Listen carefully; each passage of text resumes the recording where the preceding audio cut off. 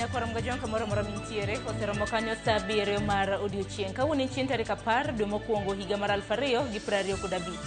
Kamoro mora mintiere gino mara ni dhi nyime kod odira mari e yo makare machiegni weche manyien mag migagu. Ka mokwongo magi e thund weche manyien. Nimempoteza mamangu, dada yangu na mfanyikazi wetu. So it is so painful. And tunahitaji usaidizi wenu kabisa. Jiadeko witonge magi ya masira mar mach. Mane wango ote gwenge makapnandete county Makericho. Is that we are soon establishing a negotiating team. This team will negotiate, and these negotiations will start with our current partners in the broad-based arrangement. Gaimar ODM Dr. Buru Ginga holero ni twak mora mora gi duond bura machielo motelo ni yiero maduong' ibiro ket e lela. Mono wa muwuok nyaka saa 9 dhako wi kanyo gi nyathi matin, nyathi ywak dwaro tuno gimidwa miyo nyathi onge ni dhako dhi manyo pi. Daraja kucho pi ng'ato goni kibuya achiel en 50 bob. Koro idwa ng'iewe kube adi tin kata gi nyithindo 10 e ot. Jodak e boma ma Migori ywago lal mar pi makinde ka kinde. Ka gidwaro mondo tend county no ket yore makare mar neno ni giyudo pi e kinde duto.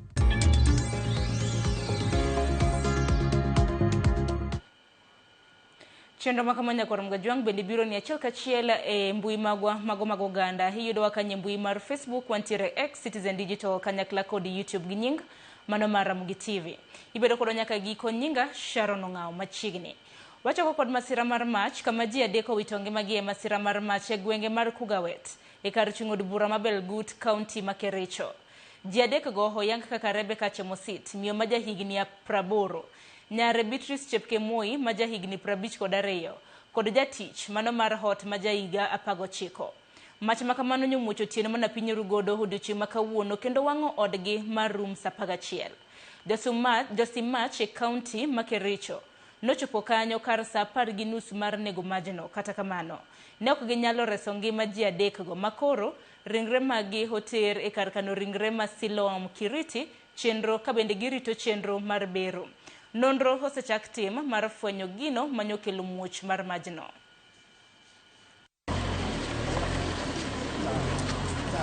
Na nasema pole kwa sababu nimempoteza mamangu, dada yangu na mfanyikazi wetu. So it is so painful. And tunahitaji usaidizi wenu kabisa. Mtuombe, mtusaidie, tumepoteza kila kitu kwa nyumba. Nilikuwa kwangu nyumbani saa 6 ya usiku nikapikiwa simu. Ndio nikaambiwa nyumba inachomeka, ndio tukakuja. Tulipoingia tulipata majirani na wasimamoto. Tukasaidiwa hapo, lakini kwa bahati mbaya tulipoteza mama yangu, sister yangu na maid. Kwa kweli tulistukia kitu kama saa 6 ya usiku. Tukisikia nduru na tulipofika tulifanya chochote lakini haikuwezekana.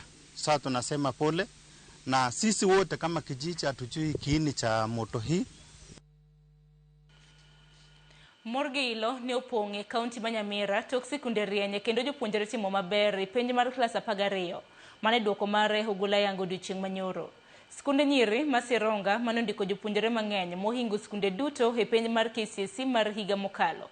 Bende notimo maber kuom jopuonjre 1,105. Jopuonjre 1,056 oyudo thuolo mar dhi e mbalariany. Skunde mamoko gin kaka St. Peter's Nyakemincha kod skundi yawuoyi mar Nyakongo kama jopuonjre 4 oyudo grade mar A kendo jopuonjre 524 kuom 525 manotimo penj dhi e mbalariany.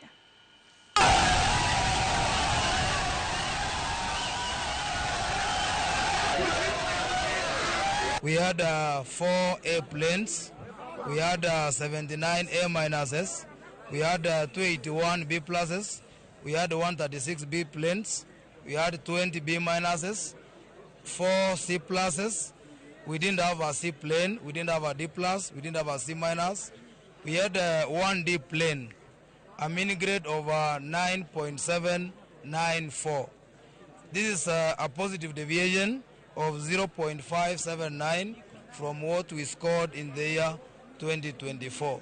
Last year's students have managed to score 47 A minuses, a record that has never been done here before.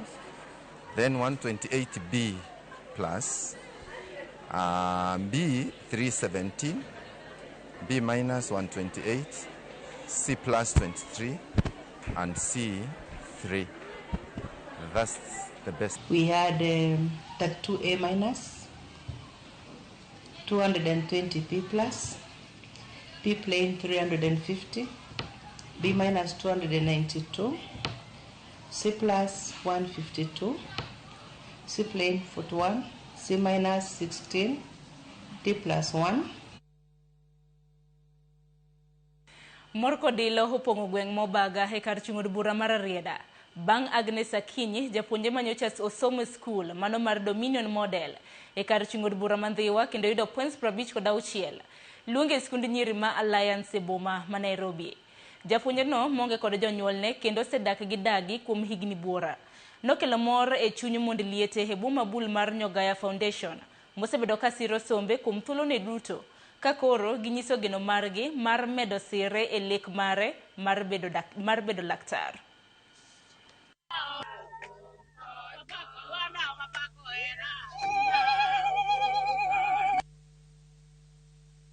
Gi odiochieng' ma kawuono ni gima medo mora ni ba nyathiwa mwaneno mokwongo dhi Alliance kuom nyiri kata kuom chuo amor gi nyako Agnes. Wamor ni kawuono ni endi achiel kuom nyathiwa mane somo kanyo endo oyudo school maber kabisa e Kenya mangima, Alliance Girls. Tamor gi gima otimrenwa kawuono jowetena nikech nyathiwa manyako wayudo kowuok loka Dominion ka koro dhi Alliance.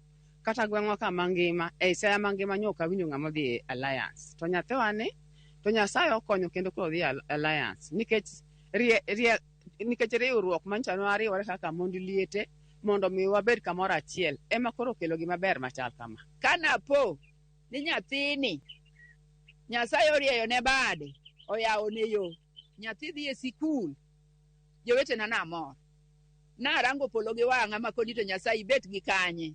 Kaka ng'ama okuongo madhi Alliance agombo ni mondo abed daktari mondo akony jomoko. Kopogre manya korom gajwang jotelo mawuok e duond bura mar ODM koro wacho ni ODM biro riwore yiero maduong' mar higa mar 2027 kokadhe duol achiel koloso e nyasi mar iko e gwenge mag Alego Usonga. Jatend duond bura mar ODM Dr. Oburu Ginga wacho ni weche mitwake e mudho koro samari rumo. Wacho ni twak mora mora e kind thuolo mabiro manyalo bedo e kind ODM kod piny owacho ibiket e lela. Oburu kwayo johera mag ODM mondo sir duond burano mar tege motelo ne twak mar riwruok mora mora.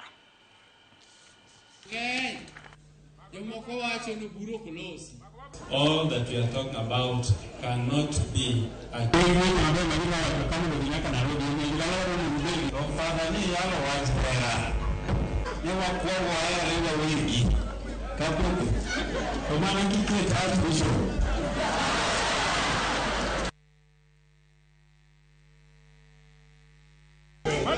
is that we are soon establishing a negotiating team.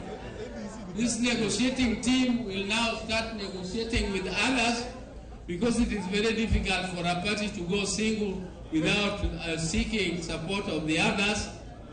Therefore, we must negotiate with others. This team will negotiate, and these negotiations will start with our current partners in the broad-based arrangement. But those who are saying that Oburu is not validly elected, I challenge them. If they say it is NDC, let us go with them to NDC. I will call it very soon.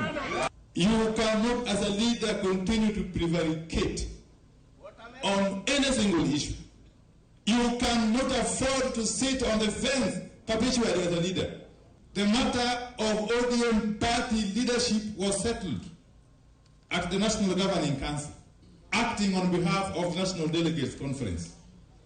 So anybody imagining that there's some vacuum in ODM leadership is daydreaming. There are a few leaders who are not interested in this broad-based coalition. We are not going to send you, we are not going to ask you to resign. But when the party organs make decisions such as ratifying engagement with President William Ruto, you will have no option. You just leave on your own. So we will not even ask you to leave. Jotelo magodi mag gwenge mantiere county ma Bungoma ukwayo jotelo mantiere duond burano mondo ket tenge pogruok madibed ni gintiere godo mondo giti kanyakla mar tego duond burano. Kotelnegi kod jakom mar ODM e county ma Bungoma Ali Mashani Mutoka. Jotelo go oseo pogruok mosebedo ka mienjo kuom jotenda ODM. Kalure kod achiedh nade makoni kod kocha mosebedo ka neno.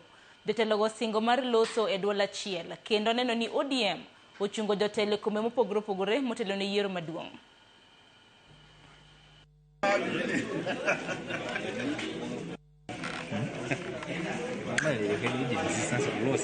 Very important.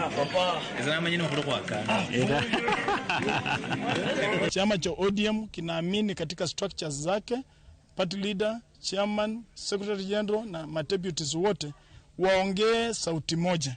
Sisi kama chama cha ODM hatutapenda tukiwa huku mashinani tupate vuta ni vute katika chama. Pia baba alituacha tukiwa pamoja.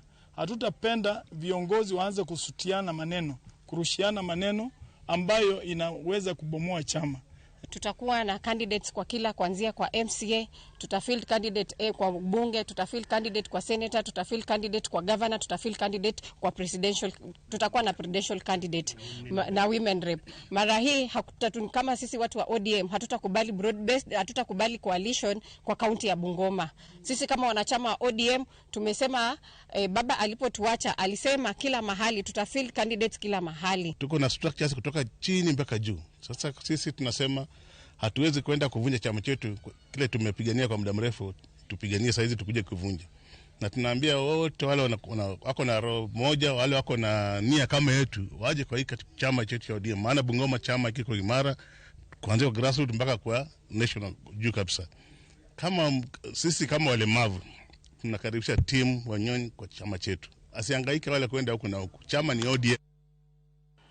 Jatend piny William Ruto hotelo ne jokanyo mag duond bura mar UDA e yiero mar kor gwenge. Yiero makamano itime kuonde luto ombulu madikal 1012. Ruto moluto ombulu mare e skul primar ma Koilel e county ma Uasin Gishu. Owacho ni en gi geno ni duond bura mar UDA dibago yiero e yor kwe kendo chiwo ranyisi makare ni duond buche mamoko. Yiero mar kor gwenge mar duond burano timore gwenge ma Masawa, Oho mar Okak kod Imbo mar piny Kenya.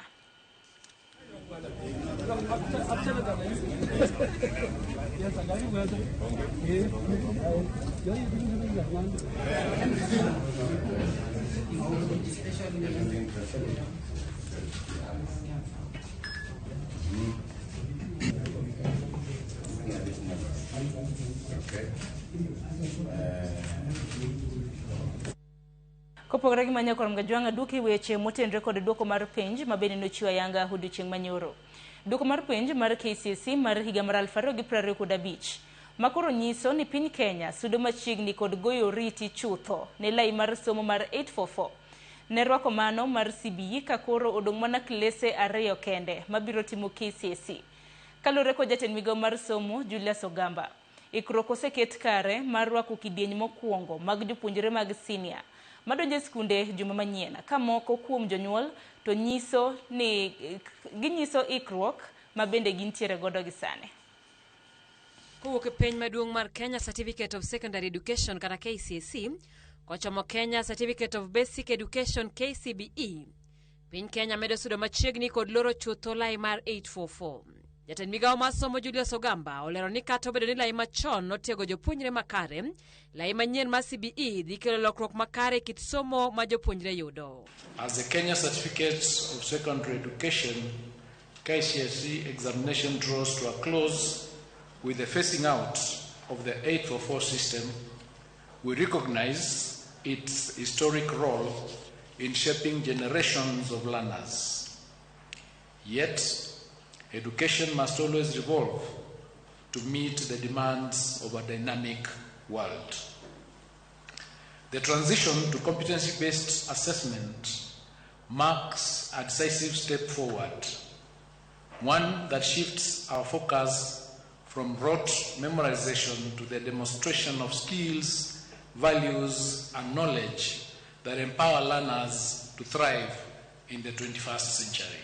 Wuok tich juma manyien, jopuonj telo mokwongo madonjo senior school, mano mabiro kawo kar sekondar masani, donjo skunde ka migos olero ni sirikal osendiko jopuonj maromo 100,000 kendo tiego mamoko e thuolo mar higni 3 mokalo ne lokruok makamano. The government has employed a record 100,000 teachers since 2023, with 24,000 of these teachers recruited this year.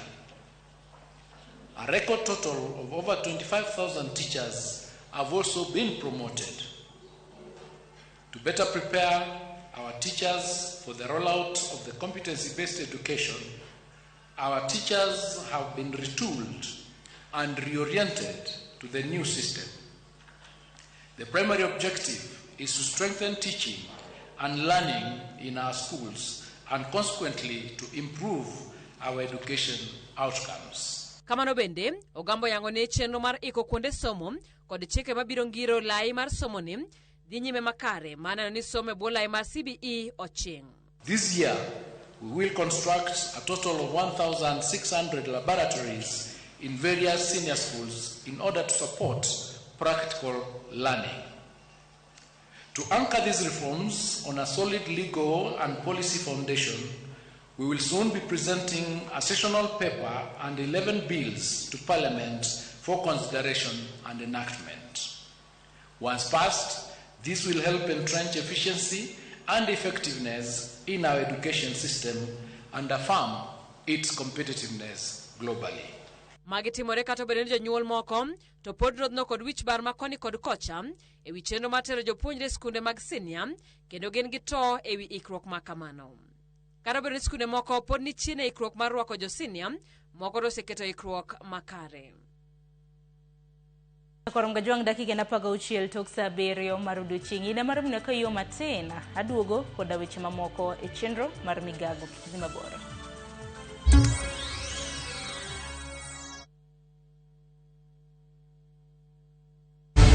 In a world where family is everything, how far will one man go to claim what he doesn't deserve? Viusasa brings you a new and exciting series, Ahadi. After years of lies, Hans and often returns home, but the truth he's hiding could destroy everything. Nataka ripoti ya Hans pamoja na mkewe. Will he inherit the riches or face a bitter reality? Anatokea mtu pasipojulikana, anakabidhiwa hii ofisi. Huu sio usia babangu. Visit viusasa.com today and enjoy exclusive dramas.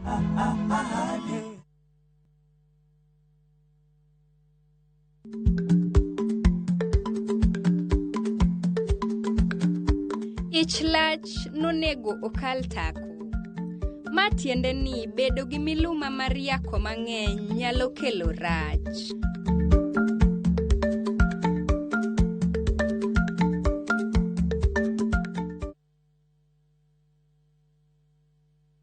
January isn't about stopping everything. It's about stepping into something new to clear your mind, refresh your energy, and reset your perspective. This January, reconnect with your rhythm in Dubai, a city designed for contrast, beauty, and effortless discovery. Enjoy 4 nights in Dubai from just $1,365 per person sharing, including a half-day city tour, marina dinner cruise, and a desert safari. Experiences that stimulate senses, restore balance, and leave you feeling renewed. Because sometimes the best reset is a change of pace and a fresh perspective. Start somewhere quiet. Restore through our view. View Travel. Dream, explore, discover.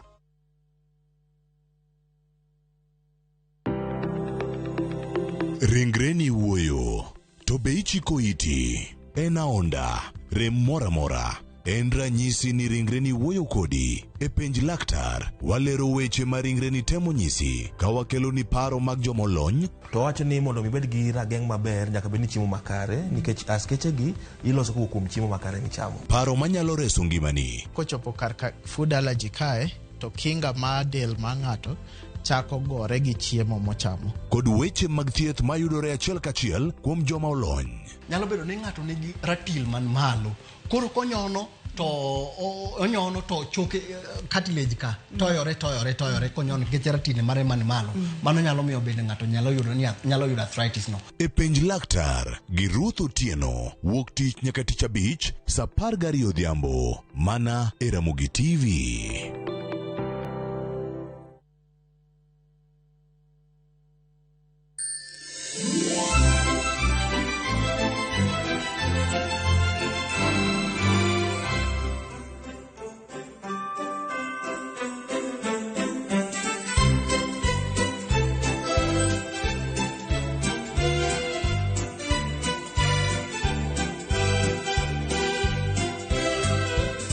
Dial *812*784# to get a classical as your skiza tune.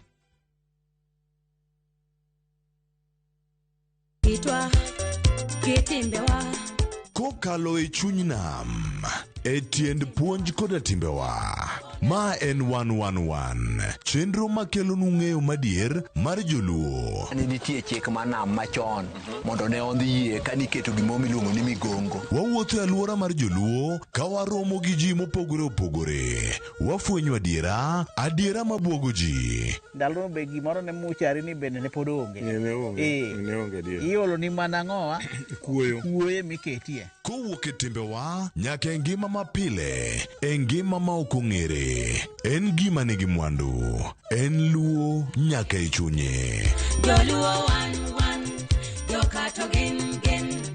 111 Ngeso ka ngeso, saa 1:45 otieno kod James Rabala. Mana e Ramogi TV.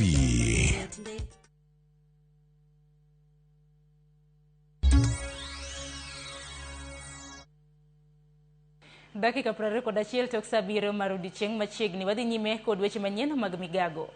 Anyuola moro e gwenge mag Kimilili ywago tho mar nyathigi ma jahigni 5 manowito ngimane e masira mar mach e gwenge mag Karai e boma ma Naivasha.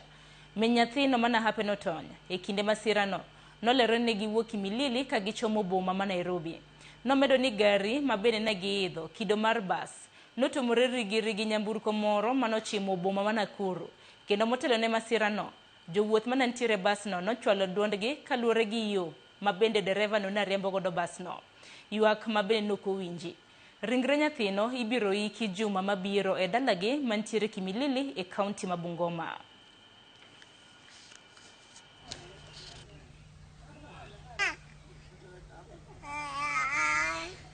Mtoto ambao tumepoteza ni mtoto mdogo sana. Kifamilia tulikuwa tunatarajia kuja tusaidie makubwa mbele. Na tumepata hasara. Na hii yote ni kwa sababu ya serikali kutokufuata masharti na kutokufanya kazi kistaarabu. So tunaomba serikali kwanza, hii tunalenga kwa serikali direct ambao ni serikali ya Ruto. Tafadhali utusaidie watu wako, watusaidie kupanua barabara. Sasa kama wa serikali ya traffic ikiwa kwa barabara, bora driver anyoshe mkono atupe 100 chini. Wanaangalia hiyo. Hawezi angalia hii basi iko namna gani, huyu driver amedrive kwa masaa magani, kwa sababu huwezi kuniambia mtu anaweza kudrive 24 hours aende 12 hours afike Nairobi, 12 hours amerudi Western. Anakunywa soda kwa kadi na miraa na ni mlevi, ataendeshaje watu paka Nairobi na kwa njia usiku? Hawana polisi kwa njia wenye wanaangalia kama mtu ni mlevi ama si mlevi. Kopogore gi manatiere kaunti ma Migori kama jodak e boma ma Migori ywago lal mar pi makinde ka kinde ka gidwaro mondo tende kaunti ma Migori oket yore makare mar neno ni giyudo pi e kinde duto. Jafwamb marwa e kaunti ma Migori Jojuma gi ler mathoth. Pi malal kinde ka kinde osebedo ywak ma jodak mathoth e boma Migori e kaunti ma Migori kuom kinde malach. Kuonde dak ma oting'o Ruba, Aroso kod wuotho gik gin moko kuondego ma jodak osebedo ka ywago nok mar pi ma kinde ka kinde. Wang'iewo pi mag mudhogo mag luok watuomo mana molilgo. Wakwayo the able governor, please, wakwayo gi ministry mari mar water mondo mi ukelnwa pi e dala mar Migori ka Migochwa ka sani waonge pi for the last 3 good months pok wabedo gi pi sana e area wa Maroso ka. Wakwayo ni county government of Migori through the governor Mwahero Ochilo Ayako Ombogo ikonywa. Jodak Maroso wacho ni e kind dwe mar 11 mar higa mokalo nyaka dwe mar 1 mar higani pok gineno pi e fereji ka thothgi sani koro tuomo na pige ma ochido e sokono mar Roso kaachiel kod aorano ma Migori. Sani atuomo pi Roso maringo mamol ma ji luokore, ji luoke, en pi molil ma nyaka dhok modhe. Koro wan gi shida Roso ka onge pi. Wan kata jatelo mabilemwa mondo ng'e na Roso chal nade onge. Wawinje matek kabisa nikech idwa ng'iewo pigni, skul bende gik midwaro skul bende ng'eny, koro wakale pek matek sawa. County government koyie to wakwaye kony. Konyalo miyo kaka wanyalo yudo pi area mar Roso ka to konywa. Joma chuo kaachiel kod wakeini modak Roso wachnegi mondo manyo pi e soko mar Roso kod aora ma Migori, pigi ma bende koro chido. Kendo kosa mar pino osemiyo mondwa chandore mang'eny, dhako wuok buti nyaka sama ok owinjore kodhi manyo pi e soko. Jok ma kelo pi mawuotho gi ngware to wanyisogi ni kelnwa pi mbuguru makama. Chiwo to wachiwo sa 11 nikech pigni madwa konye luoke, madwa konye lawo saende, madwa konye nyithindo lawo wenge gi wuok dhi skul. Jodagi mar Roso ka otele ko jaduong' gweng' mar Roso Tombo Yomolo wacho ni ngimagi nitie kamarach nikech gitiyo kod pigego ma ochido. Ok wanyal modho, kidhi tuomo pi tiyudo ka seche moko ji oketo pampas e pi, tishu kanyo loka kaka dumping area. Koro wabedo gi sida kabisa. Koro wakwayo county government kopo noyie to mondo gilosnwa pi mwanyalo yudo kaka wanyalo modho. Ang'iewo mana mowuok e tie daraja. To daraja kucho pi ng'ato goni kibuyu achiel en 50 bob. Koro idwa ng'iewe kube adi tin kata nyithindo 10 e ot. Koro mane shida ma wan godo. Pi modho ae daraja ma Migori. Jodag boma Migori ywak ni mokuom pige ma gitiyo godo mawuok e aoche bende koro iolo chilo kaachiel kod yugi. Gino bende koro miyo gin tuoche mopogore opogore ma oting'o tuono ma typhoid. Wadak gi luoro nikech kata seche mwamodho pigego chuno ni kata idwa luogo san chuno nyaka ichwake kokinyalo, kata kidwa luokori nyaka ichwake mokwongo kokinyalo luokori kode. Koro wabedo gi tuoche mang'eny. An sama wuoyo kodi ni min oda nitiere ot nyaka sani entiere gi tuo mar kolera. Nyicha se oyude gi tuo mar typhoid actually. Na setere hospital muthiedhe matiyo gi pesa over 3000. Mae miyo wabedo gi tuoche kaendi. Yudo ka nyithindo tuore, jomadongo be tuore. Wayudo kolera, wayudo weche mag amiba nikech pi mantiere kaendi matin mwatiyo godo. Koro jok mantiere gi pesa mugedo ute madongo ka gikawo sewerage system margi giketo kadhi e aora mar Roso no. Lipot mawuok kuom migawo mar pi e kaunti ma Migori yango ni pi osebedo ka onge nikech yande ne ong'adnegi sitima ma gitiyogo go pi nikech tend kaunti ma Migori koro pok ochulo gop sitima omenda malo $4 million. George Juma, Ramogi TV, Migori. Kopogore gi Migori nyakoro mgajwanga tiri kaunti Makwale kama tende kaunti Makwale kod mano mar migawo mar mwandu ma Ibolo. Obedo gi gwenyruok e paro wi kunyo mwandu mayudore bungu ma Mrima hesab kaunti malunga. Mwandu mawachore ni nengo mar radical shillings $1 trillion. Kotelnegi ko jalup gavana Makwale Chire Makombo.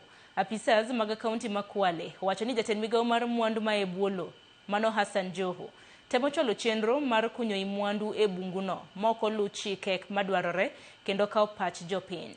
Gimedo ni singo margi e kinde manigi kawo pisi ne en neno ni girito mwandu duto mag kaunti no kendo gibiyie tim chenro moramora kanyo ka jodak Makwale okoyie.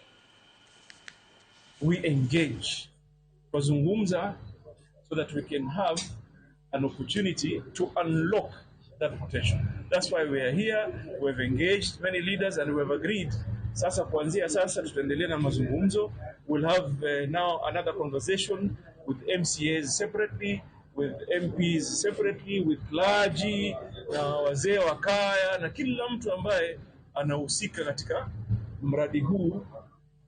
Nothing should go on unless wananchi wamehusika na wananchi wameambiwa, tumejua ni nini kiko hapo.